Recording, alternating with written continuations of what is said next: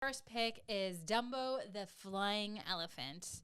This one is hard because it's an opening day classic in Disneyland. It was an original attraction that was opened with the park, Disneyland Park, in 1955. So obviously Walt had his hands on this particular attraction.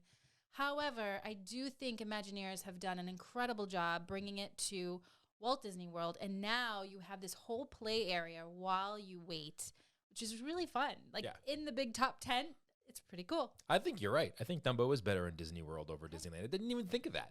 I didn't even think of Dumbo when I was going through my list, but you're right. I do believe that Dumbo is better in Disney World over Disneyland. It is especially better at night, too. Yes.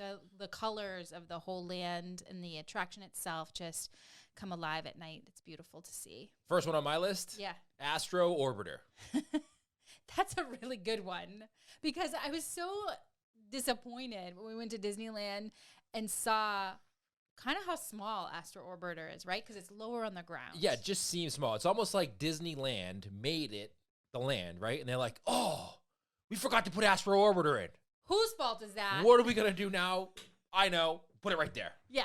That's exactly what happened. Whereas in Disney World, you think of Astro Orbiter, you think of flying in a spaceship, you're up high, you're overseeing Tomorrowland. It's in the perfect location, even though it's a similar ride.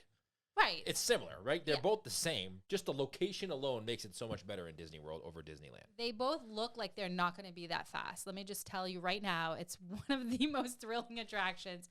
I do think you're absolutely right. The Walt Disney World version is a must-do. Like, we can skip the Disneyland one. Like, we don't have to always go. And we often do. We often do when we're over there.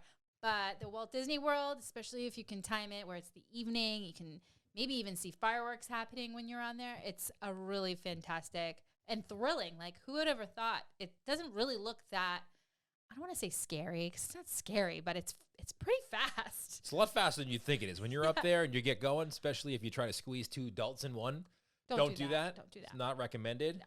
Because you'll feel very rushed getting the attraction going, because it's almost like you can't fit and they're like starting it up and you're like, wait, don't go yet. I'm not fully in yet. It's almost like a weird effect where I feel like I'm going to pop out out of my rocket ship versus actually feeling comforted because it's two bigger people. Yeah, not big man friendly, that's for sure. Okay.